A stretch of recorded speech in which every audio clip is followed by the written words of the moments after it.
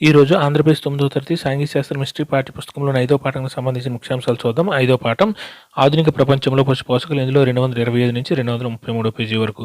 సరిహద్దులు మూసివేయబడ్డాయి. ఎన్నో శతాబ్దంలో ఆఫ్రికాకు చెందిన పశుపోషకులు పచ్చిక కొరకు వెతుక్కుంటూ చాలా దూర ప్రాంతాలకు పోయేవారు. ఒక ప్రదేశంలో పచ్చిక పూర్తిగా చివరి దశకు వచ్చినప్పుడు వారి పశువుల మందలతో సహా వేరే ప్రాంతాలకు తరలిపోయేవారు. 19వ శతాబ్దంలో ఎన్నో శతాబ్దంలో ఆఫ్రికాకు చెందిన పశుపోషకులు పచ్చిక కొరకు వెతుక్కుంటూ చాలా దూర ప్రాంతాలకు పోయేవారు. ఒక ప్రదేశంలో పచ్చిక పూర్తిగా చివరి దశకు వచ్చినప్పుడు వారి పశువుల మందలతో సహా వేరే ప్రాంతాలకు తరలిపోయేవారు. 19వ శతాబ్దంలో 19వ శతాబ్దం చివరకు ఎవరు వీరి కదలికలను నియంత్రించడం ప్రారంభించారు? వలస పాలకులు. 19వ శతాబ్దం చివరకు ఎవరు వీరి కదలికలను నియంత్రించడం ప్రారంభించారంటే వలస పాలకులు. ఎవరి వలన ఇతర తెగల వారి నివాసాలు కూడా ప్రత్యేకించి కొన్ని ప్రాంతాలకే పరిమితమయ్యాయి. ఈ ప్రాంతాల యొక్క సరిహద్దుల్లోనే వారి కదలికలు ఉండాలి. ప్రత్యేక అనుమతులు లేకుండా వీరు పశువులతో బయటకు పోరాదు. ఏ సమస్య లేకుండా, వేధింపులు లేకుండా అనుమతి దొరకడం చాలా కష్టంగా ఉండేది. ఈ నియమాలను ఉల్లంఘించిన వారు చాలా కఠినంగా శిక్షించబడేవారు. మసాయిల ఎవరి వలనే అంటే మసాయిల వలనే ఇతర తెగల వారి నివాసాలు కూడా ప్రత్యేకించి కొన్ని ప్రాంతాలుగా పరిమితమయ్యాయి. ఈ ప్రాంతాల యొక్క సరిహద్దులలోనే వారి కదలికలు ఉండాలి. ప్రత్యేక అనుమతులు లేకుండా వీరు పశువులతో బయటకు పోరాదు. ఏ సమస్య లేకుండా, వేధింపులు లేకుండా అనుమతి దొరకడం చాలా కష్టంగా ఉండేది. ఈ నియమాలను ఉల్లంఘించిన వారు చాలా కఠినంగా శిక్షించబడేవారు. ఇతర తెగల వారు కూడా. ఎవరికి తెల్లవారి బజారులోనికి ప్రవేశించినప్పుడు అనుమతి లేదు. చాలా ప్రాంతాల్లో వారు ఏ విధమైన వ్యాపారం చేయకుండా నిషేధించారు. పశుపోషకులకు ఎవరికి తెల్లవారి బజారులలోనికి ప్రవేశించేందుకు అనుమతి లేదు. చాలా ప్రాంతాల్లో వారు ఏ విధమైన వ్యాపారం చేయకుండా నిషేధించారంటే పశుపోషకులకు. ఇక్కడ నివాసాలు ఏర్పరచుకున్న ఏ వలస పాలకులు పశుపోషకులను కురులుగాను ప్రమాదకారులుగాను భావించారంటే యూరోపియన్. ఇక్కడ నివాసాలు ఏర్పరచుకున్న ఏ వలస పాలకులు పశుపోషకులను క్రూరులుగాను ప్రమాదకారులుగాను భావించారంటే యూరోపియన్ వలస పాలకులు.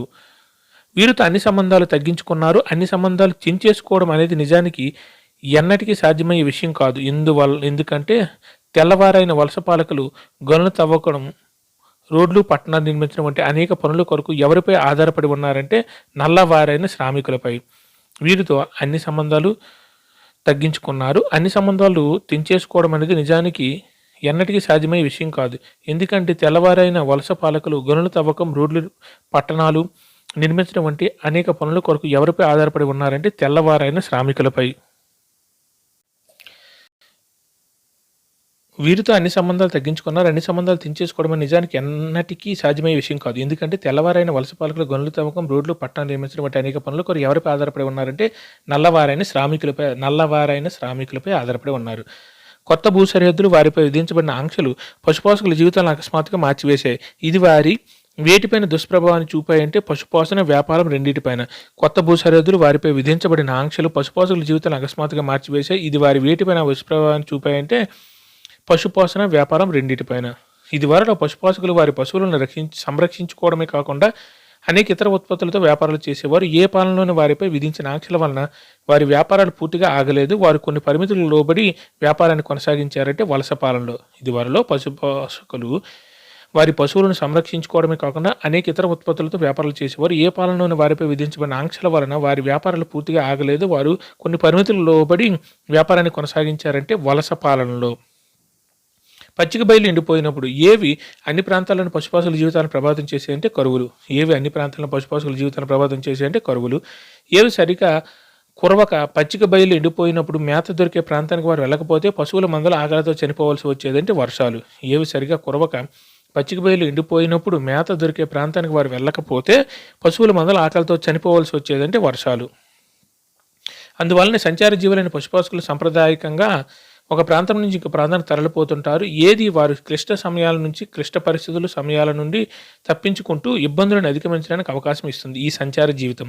అందువలనే సంచార జీవులైన పశుపోషకులు సాంప్రదాయకంగా ఒక ప్రాంతం నుంచి ఇంకో ప్రాంతం తరలిపోతుంటారు. ఏది వారు క్లిష్ట సమయాల నుంచి, క్లిష్ట పరిస్థితులు, క్లిష్ట సమయాలను తప్పించుకుంటూ ఇబ్బందులను అధిగమించడానికి అవకాశం ఇస్తుందంటే ఈ సంచార జీవితం అనేది క్లిష్ట సమయాల నుండి క్లిష్ట పరిస్థితులను తప్పించుకోవడానికి అవకాశం ఇస్తుంది.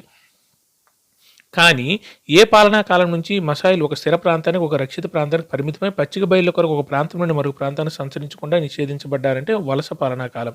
కానీ ఏ పాలనా కాలం నుండి మసాయిలు ఒక స్థిర ప్రాంతాన్ని, ఒక రక్షిత ప్రాంతానికి పరిమితమై పచ్చిక బయళ్ళ కొరకు ఒక ప్రాంతం నుండి మరొక ప్రాంతాన్ని సంచరించకుండా నిషేధించబడ్డారంటే వలస పాలనా కాలం. ఎవరు న్యాయమైన మేత భూముల నుంచి తొలగించబడి తరచుగా కరువుకు గురయ్యేవారు ఒక అర్ధశుష్క ప్రాంతంలో నివసించే విధంగా వారిని శాసించారు. వారు పచ్చిక లభించే ప్రాంతాలకు వారి పశువులను తరలించలేకపోవడం వలన ఎవరి యొక్క పశువులు ఆకలి వ్యాధుల వలన పెద్ద సంఖ్యలో మృత్యుబాధ పడ్డారంటే మసాయిల. ఎవరు న్యాయమైన మేత భూములో నుంచి తొలగించబడి తరచుగా కరువుకు గురయ్యేవారు ఒక అర్ధశుష్క ప్రాంతంలో నివసించే విధంగా వారిని శాసించారు. వారు పచ్చిక లభించే ప్రాంతాలకు వారి పశువులను తరలించకపోవడం వలన ఎవరి యొక్క పశువులు ఆకలి వ్యాధుల వలన పెద్ద సంఖ్యలో మృత్యుబాధ పడ్డారంటే మసాయిల. 1930లను ఒక విచారణ ప్రకారం కెన్యాలోని మసాయిలు ఏం కలిగి ఉండేవారంటే 7,20,000 పశువులను, 8,20,000 గొర్రెలను, 1,71,000 గాడిదలను. 1930లోని ఒక విచారణ ప్రకారం కెన్యాలోని మసాయిలు ఏమి కలిగి ఉండేవారంటే 7,20,000 పశువులను, 8,20,000 గొర్రెలను, 1,71,000 గాడిదలను. ఏ కాలంలో మసాయి ఆవాసాలలోని సగానికి పైగా పశువులు మరణించాయంటే 1933-34 2 సంవత్సరాల తీవ్ర కరువు కాలంలో. ఏ కాలంలో మసాయి ఆవాసాలలోని సగానికి పైగా పశువులు మరణించాయి? 1933-34 2 సంవత్సరాల తీవ్ర కరువు కాలంలో. ఏ భూమి తరిగిపోవడం వలన కరువుల యొక్క ప్రభావం తీవ్రమైపోయింది? తరచుగా కష్టకాలాలు రావడం వల్ల పశుపాసుల పశు సంపద క్రమంగా తగ్గుతూ వచ్చింది. మేత భూమి అందరూ ఒకే విధంగా ప్రభావితం కాలేదు.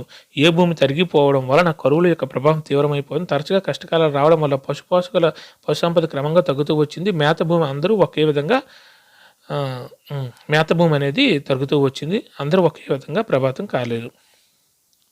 అందరూ ఒకే విధంగా ప్రభావితం కాలేదని చూద్దాం. ఆఫ్రికాలోని ఇతర ప్రాంతాల వలన ఏ ప్రాంతంలో కూడా అందరూ పశుపాసుకులు వరుస పాలనలో వచ్చిన మార్పులకు ఒకే విధంగా ప్రభావితం కాలేదంటే మసాయి ప్రాంతంలో. ఆఫ్రికాలోని ఇతర ప్రాంతాల వలన ఏ ప్రాంతంలో కూడా అందరూ పశుపాసుకులు వలస పాలనలో వచ్చిన మార్పులకు ఒకే విధంగా ప్రభావితం కాలేదంటే మసాయి ప్రాంతంలో. వలస పాలనకు పూర్వం మసాయి సమాజం ఏ వర్గాలు విడిపోయిందంటే పెద్దలు, యోధులు అనే 2 వర్గాలుగా. వలస పాలనకు పూర్వం మసాయి సమాజం ఏ వర్గాలుగా విడిపోయిందంటే పెద్దలు, యోధులు అనే 2 వర్గాలుగా. ఎవరు పాలనా సమూహంగా ఏర్పడి మసాయి సమాజంలో వివిధ కార్యకలాపాల నిర్వహణ, తగాదాలు పరిష్కరించడం మొదలగు విలువలు నిర్వహించడానికి నిర్దిష్ట వ్యవధిలో గల కొన్ని ఇళ్లలో సమావేశమయ్యారంటే పెద్దలు. ఎవరు పాలనా సమూహంగా ఏర్పడి మసాయి సమాజంలోని వివిధ కార్యకలాపాల నిర్వహణ, తగాదాలు పరిష్కరించడం మొదలగు విధులు నిర్వహించడానికి నిర్దిష్ట వ్యవధిలో గల కొన్ని ఇళ్లలో సమావేశమయ్యారంటే పెద్దలు. ఏమని పిలువబడే యువకులు ముఖ్యంగా వారి తెగ సంరక్షణ బాధ్యతను తీసుకునేవారు. వారు సమూహాన్ని కాపాడుకుంటూ పశువులను మచ్చిక చేసుకుని వాటిపై స్వారీ చేసే పోటీలు నిర్వహించేవారంటే యోధులుగా. ఏమని పిలువబడే యువకులు ముఖ్యంగా వారి తెగ సంరక్షణ బాధ్యతను తీసుకునేవారు. వారు సమూహాన్ని కాపాడుకుంటూ పశువులను మచ్చిక చేసుకుని వాటిపై స్వారీ చేసే పోటీలు నిర్వహించేవారంటే యోధులుగా పిలువబడేవారు. పశువులను సంపదగా భావించి ఆ సమాజంలో ఇది చాలా ముఖ్యం. వీటి ద్వారానే విభిన్న పశుపాసక సమూహాలు బలాబలాలు దృఢంగా తెలిసేవి. ఇతర పశుపాసక సమూహాల పశువులపై దాడి చేయడం, యుద్ధాలలో పాల్గొనడం ద్వారా యువకులు వాటి పరాక్రమాన్ని నిరూపించుకొని ఏ తరగతులు సభ్యులుగా గుర్తింపు పొందారంటే యోధుల. పశువులను సంపదగా భావించి ఈ సమాజంలోని ఇది చాలా ముఖ్యం. వీటి ద్వారానే విభిన్న పశుపాసక సమూహాలు బలాబలాలు దృఢంగా తెలిసేవి. ఇతర పశుపాసక సమూహాల పశువులపై దాడి చేయడం, యుద్ధాలలో పాల్గొనడం ద్వారా యువకులు వారి పరాక్రమాన్ని నిరూపించుకుని ఏ తరగతిలో సభ్యులుగా గుర్తింపు పొందారంటే యోధుల తరగతులలో. ఏదేమైనా వారు ఎవరి అదుపాజ్ఞలకు లోపడి ఉండాలంటే పెద్దల. ఏదేమైనా వారు ఎవరి అదుపాజ్ఞలకు లోపడి ఉండాలంటే పెద్దల.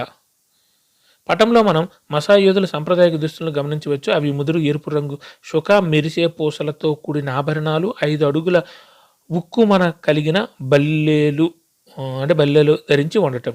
పటంలో మనం మసాయి యోధుల సాంప్రదాయక దుస్తులను గమనించవచ్చు. అవి ఏంటంటే ముదురు ఎరుపు రంగు శుక మెరిసే పూసలతో కూడిన ఆభరణాలు, 5 అడుగుల ఉక్కుమన కలిగిన బల్లెలు ధరించి ఉండటం. వారి పొడవాటి జడలుగా అల్లబడిన ఉంగరాల జుట్టుకు జేగురు మట్టి అద్దడంతో ఏ రంగులో ఉంటుందంటే ఎర్ర రంగులో.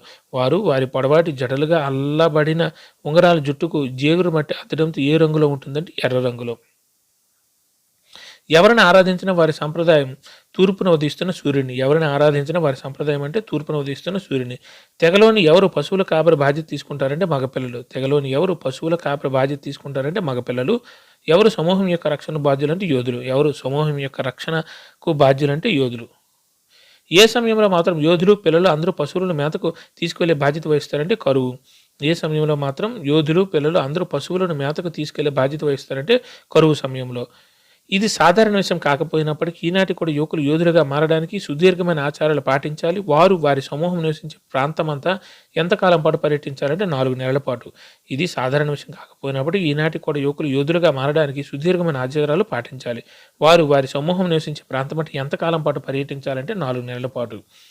అనంతరం వారు వారి నివాస ప్రాంతాన్ని పరిగెత్తి ఒక దాడి చేసే వాని వైఖరితో లోనికి ప్రవేశించాలి. ఈ వేడుక జరిగేటప్పుడు ఎవరు వదులుగా ఉండే దుస్తులతో రోజంతా నిరంతరాయంగా నృత్యం చేస్తారు. ఈ వేడుక అర్థం ఒక కొత్త జీవితంలోకి మార్పు చెందడం. బాలురు అనంతరం వారి వారి నివాస ప్రాంతాన్ని పరిగెత్తి ఒక దాడి చేసే దాని వైఖరితో లోనికి ప్రవేశించాలి. ఈ వేడుక జరిగేటప్పుడు ఎవరు వదులుగా ఉండే దుస్తులతో రోజంతా నిరంతరాయంగా నృత్యం చేస్తారు. ఈ వేడుక అర్థం ఒక కొత్త జీవితంలోనికి మార్పు చెందడం. బాలురు ఎవరు ఇటువంటి వేడుకల్లో పాల్గొనవలసిన అవసరం లేదు. బాలికలు ఎవరు ఇటువంటి వేడుకల్లో పాల్గొనవలసిన అవసరం లేదంటే బాలికలు. మసాయి వ్యవహారాలు పర్యవేక్షించడానికి ఎవరు కొన్ని సంక్లిష్టమైన క్రమానుగత చర్యలను తీసుకున్నారంటే బ్రిటిష్ వారు. మసాయిల వ్యవహారాలు పర్యవేక్షించడానికి ఎవరు కొన్ని సంక్లిష్టమైన క్రమానుగత చర్యలను తీసుకున్నారంటే బ్రిటిష్ వారు. మసాయిలోని వివిధ ఉపసమూహాలకు ఎవరు నియమించారు? వారు తెగ యొక్క వ్యవహారాలకు బాధ్యత వహించాలంటే అధినేతలను. మసాయిలోని వివిధ ఉపసమూహాలకు ఎవరు నియమించారు? వారు తెగ యొక్క వ్యవహారాలకు బాధ్యత వహించారంటే అధినేతలకు. దాడులు యుద్ధాలపై బ్రిటిష్ వారు అనేక ఆంక్షలు విధించారు. దీనివల్ల తరతరాలకు వస్తున్న ఎవరి అధికారాలను క్షీణించపోయినవంటే పెద్దలు యోధులు.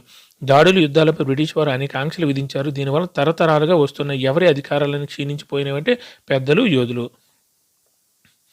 వలస ప్రభుత్వం చేత నియమించబడిన అధినేతల జీవితం ఎలా ఉండేది? క్రమంగా తరచుగా ధనాన్ని కూడబెట్టుకునేవారు. వారికి పశువులు, వస్తువులు, భూమి కొనడానికి తగిన ఆదాయం లభిస్తుండేది. వారు ఇరుగు పొరుగు పేదలకు పనులు చెల్లించడానికి డబ్బు అవసరమైనప్పుడు అప్పులు ఇచ్చేవారు. వారిలో చాలామంది పట్టణాలు నివసిస్తూ వ్యాపారాలు చేస్తూ ఉండేవారు ఈ అధినేతలు. అలాగే వారి భార్యాబిడ్డలు గ్రామాల్లో నివసిస్తూ పశు సంరక్షణ చేసేవారు. వీరు కరువుల నుంచి యుద్ధాల వలన వచ్చే నష్టాలని తప్పించుకునేవారు. వారు పశుపోషణ ఇతర మార్గాల వలన కూడా ఆదాయాన్ని పొందేవారు. వారి వద్ద ఉన్న పశువుల సంఖ్య తగ్గినప్పుడల్లా మరలా పశువులను కొనుగోలు చేసేవారు ఈ అధినేతలు. కానీ కేవలం పశు సంపదపై ఆధారపడి జీవించే పేదవారిని పశుపక్షుల జీవితం చరిత్ర ఎలా ఉండేదంటే వారు తరచుగా సంభవించే బాధాకరమైన పరిస్థితుల నుంచి బయటపడడానికి తగిన వనరులు ఉండేవి కావు. యుద్ధాలు, కరువుల సమయంలో వారు ఇంచుమించుగా వారి దగ్గర ఉన్న సంపదనంతా కోల్పోయేవారు. అప్పుడు వారు దగ్గరలోని పట్టణాలకు పని కోసం వెతుక్కుంటూ వెళ్ళేవారు. కొంతమంది బొగ్గుల కొలిమిలోను మరికొందరు ఇతర విభిన్న పనుల్లోనూ వారి జీవితాలు గడిపేవారు. కొంతమంది అదృష్టవంతులకు రోడ్లు లేక భవనాలు నిర్మాణ పనులు రోజువారీ పని దొరికేది. మసాయి సమాజంలో మార్పులు ఎన్ని అంచెలు జరిగాయి? అవి అంటే 2 అంచెల్లో జరిగాయి. మొదటిది పెద్దల యోధుల మధ్య సాంప్రదాయకంగా వచ్చే అంతరాలకు భంగం వాటిల్లింది. పూర్తిగా కాకపోయినా కొంతమేరకు ఇది జరిగింది. రెండవది ఏంటంటే పశుపోషకులలో ధనిక నిరుపేదల మధ్య అంతరాలు పెరిగాయి. మసాయిల సమాజంలో మార్పులు ఎన్ని అంచెల్లో జరిగాయి అంటే అవి ఏవంటే 2 అంచెల్లో జరిగాయి. మొదటిది పెద్దలు యోధుల మధ్య సాంప్రదాయకంగా వచ్చే అంతరాలకు భంగంగా వాటిల్లింది. ఇది పూర్తిగా కాకపోయినా కొంతమేరకు ఇది జరిగింది. రెండవది పశుపోషకులలో ధనిక నిరుపేదల మధ్య అంతరాలు కూడా పెరిగాయి. ముగింపు. ఏ జీవన విధానం కొండలు, శుష్క ప్రాంతాల్లో జీవించే వారికి చాలా అనుగుణంగా ఉంటుందని పర్యావరణవేత్తలు, ఆర్థికవేత్తలు గుర్తించారు. సంచార పశుపోషకత్వం అనే జీవన విధానం. ఏ జీవన విధానం కొండలు, శుష్క ప్రాంతాల్లో జీవించే వారికి చాలా అనుగుణంగా ఉంటుందని పర్యావరణవేత్తలు, ఆర్థికవేత్తలు గుర్తించారంటే సంచార పశుపోషకత్వం అనే జీవన విధానం. Thank you.